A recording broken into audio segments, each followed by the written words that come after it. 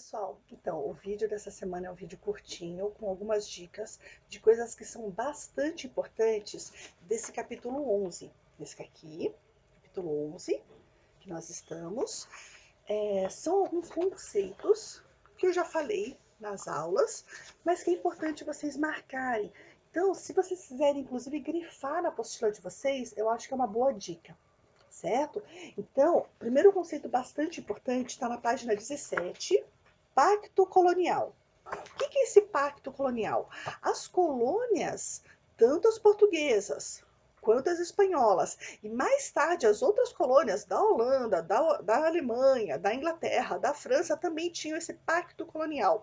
Então é um conceito extremamente importante para a gente entender esse conteúdo de colonialismo e mais tarde o conteúdo também de imperialismo. As colônias imperialistas também tinham que obedecer o pacto colonial. Então o que é esse pacto colonial?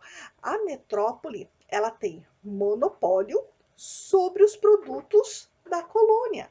Então a colônia só pode comercializar com a metrópole. Então matérias-primas saem da colônia e vão direto para a metrópole.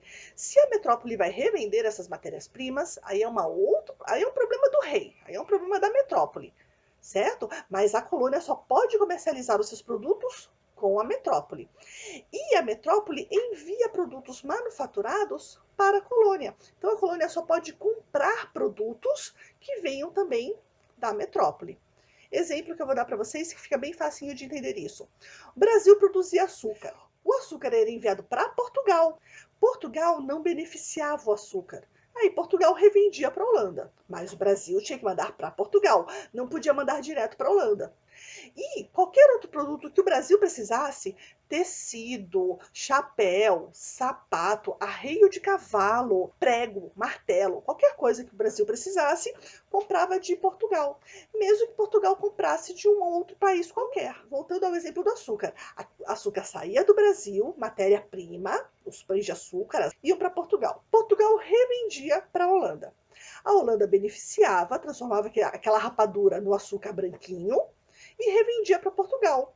E Portugal vendia de volta para o Brasil. Então, aqui no Brasil, o açúcar branquinho, refinado, era comprado de Portugal, que comprava da Holanda. Então, esse é o pacto colonial. Todo e qualquer produto manufaturado, beneficiado das colônias, vinham da metrópole. E toda e qualquer matéria-prima produzida na colônia tinha que ir para a metrópole, mesmo que a metrópole revendesse depois. Outros dois importantes conceitos que estão nessa apostila aí, estão na página 18, conceito de mita e de encomenda. Eu já expliquei isso na aula para vocês, nas nossas aulas online, vou falar rapidinho aqui. A encomenda é uma encomenda, o nome já ajuda a gente a saber. Como que era isso? Os colonizadores espanhóis, eles encomendavam um serviço para trabalhar na lavoura, para trabalhar na mina, para construir uma estrada, para construir um templo, eles encomendavam um serviço. Os nativos trabalhavam fazendo esse serviço e ao final do serviço eles ganhavam pagamentos em alimento, em tecido, em algum produto. E a mita era um trabalho compulsório que os incas já empregavam e os espanhóis adotaram também, que era o quê? Equipes de trabalhadores trabalhavam por períodos específicos. Por exemplo, o trabalho na mina era um trabalho por 5 anos. Então, eles trabalhavam 5 anos na mina, depois desses 5 anos eles estavam livres para voltar para casa, para plantar, para viver sua vida normal e ganhavam um pouquinho do que foi produzido na mina. Se fosse trabalhar na lavoura, mesma coisa, trabalhava no plantio, por exemplo. Voltava para casa, na época da colheita, voltava a trabalhar na colheita e ganhava um pouquinho do que era produzido. Então, esse é o sistema de mita. Não é uma escravidão, é um trabalho compulsório. Qual é a diferença? Eu falei isso na aula online também, mas é sempre bom frisar de novo. Qual é a diferença do trabalho compulsório para o trabalho de escravo?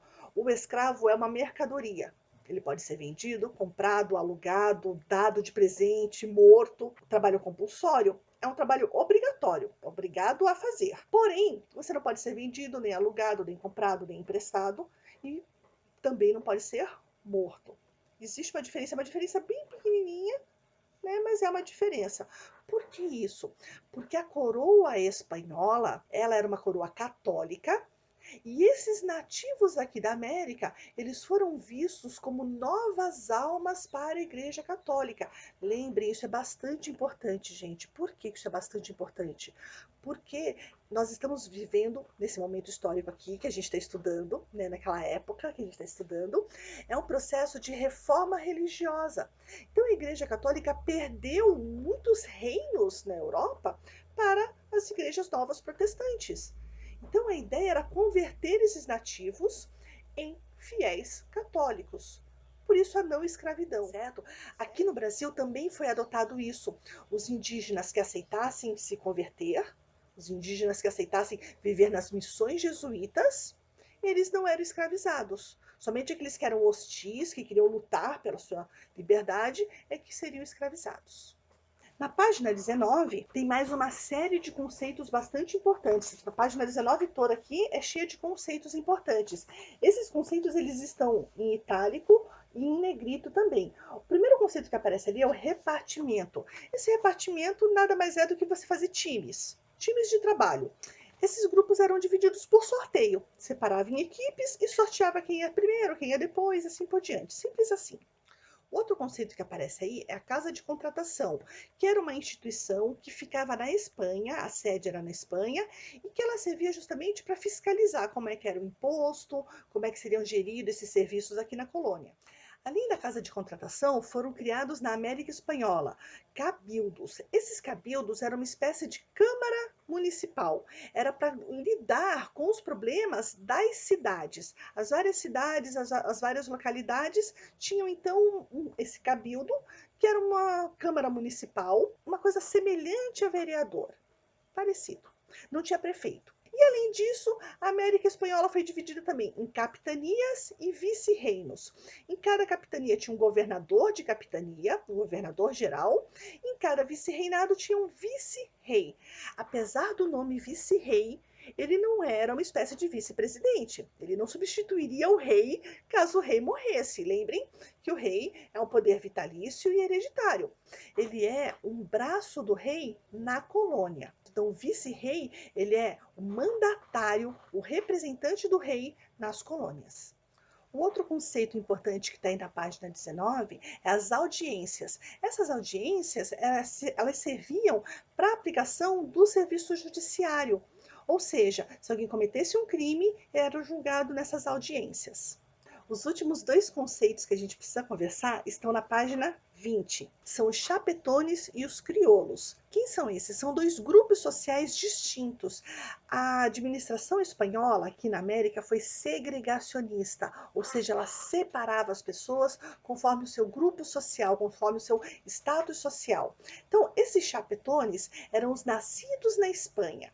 Eles eram considerados superiores, eles tinham acesso aos melhores cargos, eles eram a elite colonial. O outro grupo, os crioulos, a palavra crioulo significa nascido na América. Então eram filhos de espanhóis nascidos aqui na América.